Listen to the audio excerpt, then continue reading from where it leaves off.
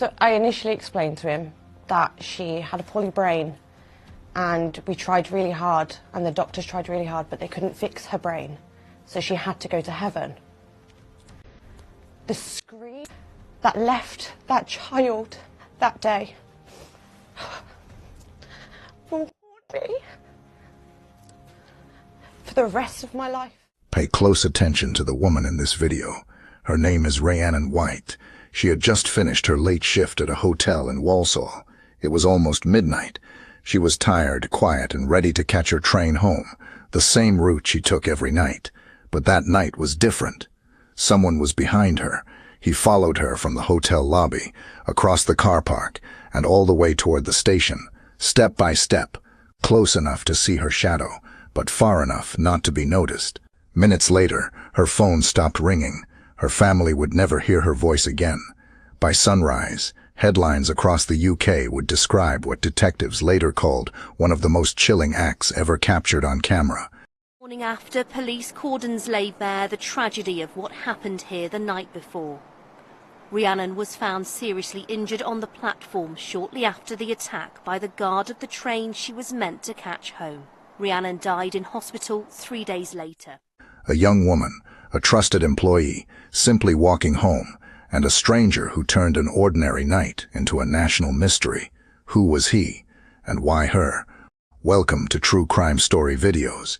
Every face you'll see here once had dreams, laughter, and people who loved them. But somewhere along the way, their stories went silent. I'm Detective Daniel, and here we give those stories a voice again. Before we begin, take a moment, tell me your name and where you're watching from.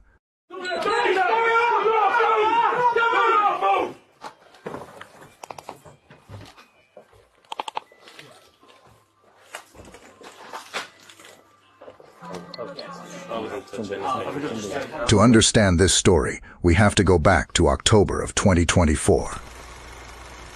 To a quiet hotel near the Bescott Stadium in Walsall, a town built on hard work, late nights, and familiar faces. Inside that hotel, Rhiannon Whyte was finishing her shift.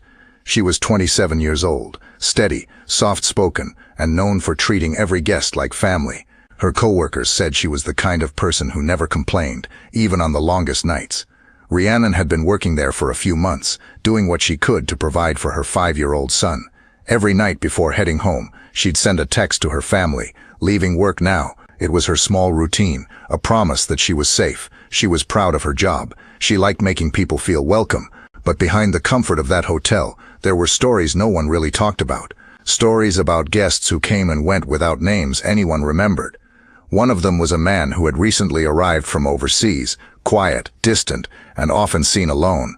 Other workers remembered the way he lingered in the lobby, how his eyes would follow staff as they moved between rooms. Some brushed it off as harmless. Rhiannon did too. She wasn't the kind to judge or assume. She was kind, maybe too kind for a world that isn't always safe. That night her shift ended just before 11. She gathered her bag, wished her co-workers good night, and walked out through the front doors like she always did. She didn't know someone else had decided to follow. What began as a normal night for a young mother working hard for her child was about to turn into a chain of events that no one in Walsall would ever forget, because sometimes the people we pass by without noticing notice us.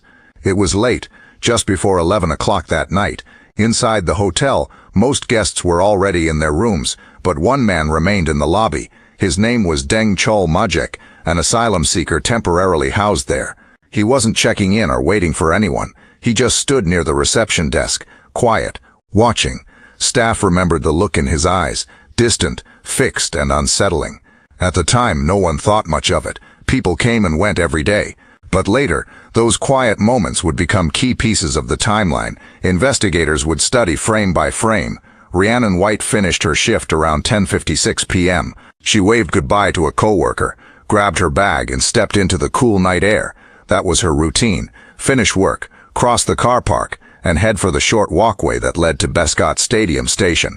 A few seconds later, the lobby camera captured Majek leaving through the same doors. He didn't run. He didn't rush. He simply followed. Every camera between the hotel and the train station told the same story. The brutality there is some of the worst I've seen in my 18 years of service in the police. And it's also, I've noticed, he's never shown any remorse. So I can only draw my own conclusions that it was a cold-blooded, brutal murder with no explanation. At the hotel gate, he's 3 steps behind her. At the corner near the car park, still there, head down, hands in his pockets. On the next street, he slows when she slows. Each frame shows the distance closing, second by second. At 11:02 p.m., Rhiannon called a friend, a normal check-in. They talked about work, the weather, small things. And then, her voice stopped mid-sentence. The call stayed open for several seconds. The friend thought maybe the signal dropped. But by 11:10, when the next train arrived, Rhiannon wasn't there to board it. Her phone stopped responding. Her family tried calling, again and again. Nothing. At first it seemed like a delay. Maybe she'd missed the train. Maybe she was still at the station. But as the hours passed, worry turned into fear. By morning, officers reviewing the security recordings realized something chilling. Rhiannon and the man from the hotel had walked the same route, but only one of them ever returned. Her phone was later found near the platform, screen cracked, still lit. It would become the first clue in a case that stunned the entire town. When Rhiannon didn't make it home that night, her family noticed almost immediately. Her mother sent a message, no reply, then another, then another. By midnight, the calls began, one after the other, straight to voicemail. At first they tried to stay calm. Maybe her train was delayed. Maybe her phone had died. But as the hours passed, that hope faded. By 2 in the morning, panic set in. Her family called the local police and reported her missing. Officers were told this wasn't like her. She was reliable, a devoted mother, and never the type to vanish without a word. That detail alone changed everything. By dawn, search teams began combing the area between the hotel and the train station. They checked alleyways, nearby shops and bus stops. Transport officers reviewed overnight security footage. Every frame was studied, slowed down, rewound and replayed. Then came the first real sign, a small piece of evidence near the platform, something that told investigators what her family already feared deep down. Rhiannon had never made it home. Back at the hotel, her co-workers gathered near the reception desk where she had stood just hours before. Some cried quietly, still in shock. Others blamed themselves for not walking her to the station that night. In her neighborhood, people began leaving candles on their porches. Strangers printed flyers. Friends gathered photos of her smiling with her son, hoping someone somewhere might recognize her or remember seeing something unusual. The community of Walsall, a hard-working town that prided itself on looking out for one another, was shaken to its core. To them, Rhiannon wasn't just another face on a missing person poster. She was a kind young mother who made everyone feel safe. The one who'd stay late to help guests, who never saw danger in anyone. As the sun set on that second day, hope was still alive, but questions were growing louder. Where was Rhiannon, and who was the man seen following her that night? The search quickly turned into a full-scale investigation. Detectives began piecing together every minute of Rhiannon's last known movements. They started where she spent her final hours, inside the hotel where she worked. One clue stood out immediately: the hotel's internal cameras. At 10:52 p.m., the man later identified as Dengchol Majek is seen pacing near the front desk. He glances toward the exit more than once, as if waiting for something or someone. At 10:56 p.m., he walks out through the main door. Just 2 minutes earlier, Rhiannon had done the same. The timestamps aligned perfectly. For investigators, that was the moment the story began to take shape. Every camera between the hotel and the train station confirmed it. She was leading the way, and he was right behind her. No words exchanged, no interaction captured, just silent footsteps, matching pace, block by block. But what detectives uncovered next built the case brick by brick. After the incident, Majek didn't hide or flee. Instead, cameras showed him walking calmly through the neighborhood. He stopped at 2 local shops, buying small items, acting as if nothing had happened. He paid in cash, left without conversation, and returned to the hotel not long after. That return would reveal some of the most chilling footage investigators had ever reviewed. Inside the hotel, Majek is seen in the hallway near his room, headphones on. He moves down the corridor, dancing, spinning in slow circles, smiling, lost in music. Security guards would later describe him as looking euphoric, completely detached from the events of the night. Even later, another camera outside the building captured him again, this time in the car park, still dancing under the streetlights. By that point, police sirens were already echoing near the station less than half a mile away. To detectives, this wasn't confusion, it was indifference. The next morning, investigators entered his room. Forensic teams moved carefully, documenting every item. On a pair of slippers, they found small traces that were later confirmed to be linked to Rhiannon. Under his fingernails, microscopic evidence told its own story, one that matched the timeline perfectly. From that moment, detectives knew this was no coincidence. The videos, the timestamps, the physical evidence, each piece pointed in the same direction.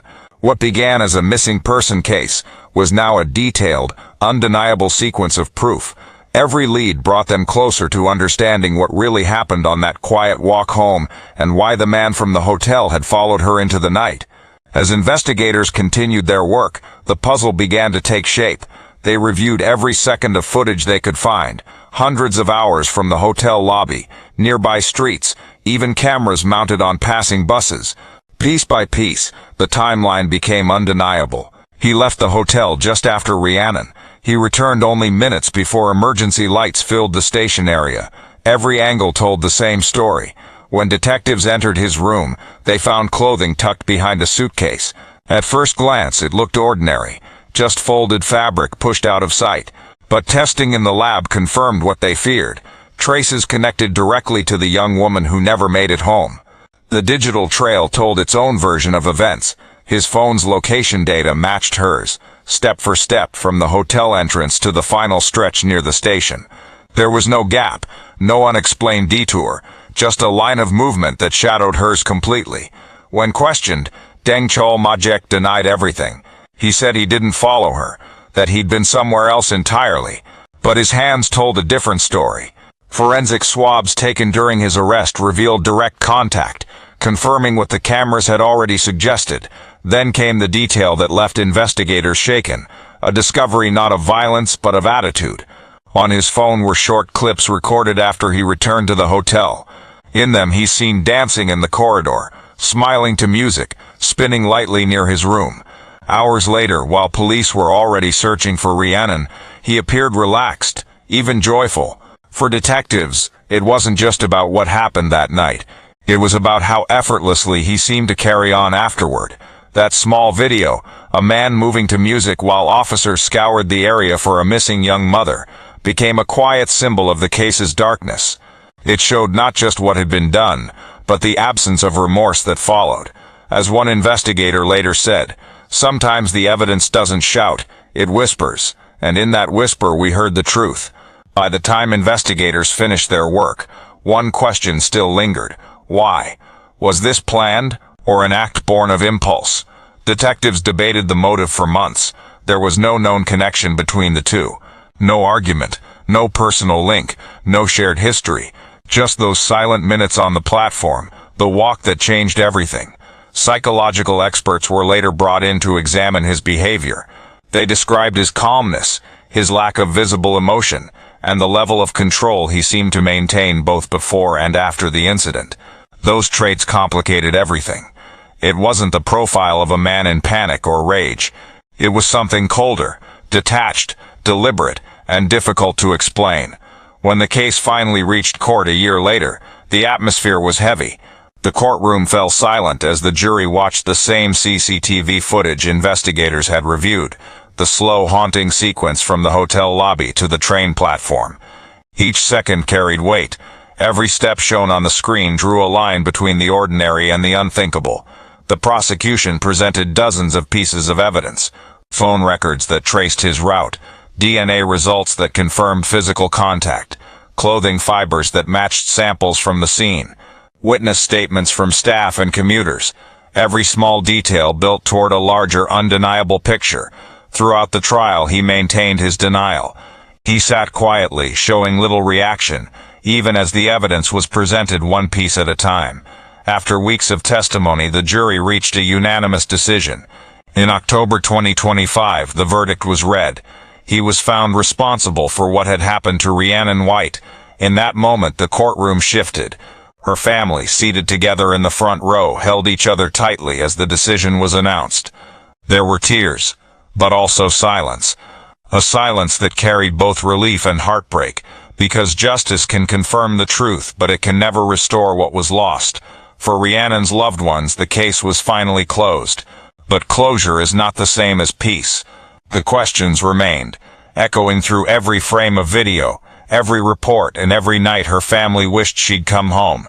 By the time investigators finished their work, one question still lingered. Why? Was this planned, or an act born of impulse? Detectives debated the motive for months. There was no known connection between the two. No argument, no personal link, no shared history. Just those silent minutes on the platform, the walk that changed everything. Psychological experts were later brought in to examine his behavior. They described his calmness, his lack of visible emotion, and the level of control he seemed to maintain both before and after the incident. Those traits complicated everything. It wasn't the profile of a man in panic or rage. It was something colder, detached, deliberate, and difficult to explain. When the case finally reached court a year later, the atmosphere was heavy. The courtroom fell silent as the jury watched the same CCTV footage investigators had reviewed, the slow, haunting sequence from the hotel lobby to the train platform. Each second carried weight. Every step shown on the screen drew a line between the ordinary and the unthinkable. The prosecution presented dozens of pieces of evidence. Phone records that traced his route, DNA results that confirmed physical contact, clothing fibers that matched samples from the scene, witness statements from staff and commuters. Every small detail built toward a larger, undeniable picture. Throughout the trial, he maintained his denial. He sat quietly, showing little reaction, even as the evidence was presented one piece at a time. After weeks of testimony, the jury reached a unanimous decision. In October 2025, the verdict was read. He was found responsible for what had happened to Rhiannon Whyte. In that moment, the courtroom shifted. Her family, seated together in the front row, held each other tightly as the decision was announced. There were tears, but also silence. A silence that carried both relief and heartbreak, because justice can confirm the truth, but it can never restore what was lost. For Rhiannon's loved ones, the case was finally closed. But closure is not the same as peace. The questions remained, echoing through every frame of video, every report, and every night her family wished she'd come home. Why her? Why that night? And why no one saw the warning signs? In the months that followed, those questions echoed across Walsall. Hotel workers spoke quietly among themselves about fear. Fear of walking home alone after closing shifts. Fear of the quiet roads. Fear that kindness could be mistaken for trust. The case left the entire community asking a painful but necessary question.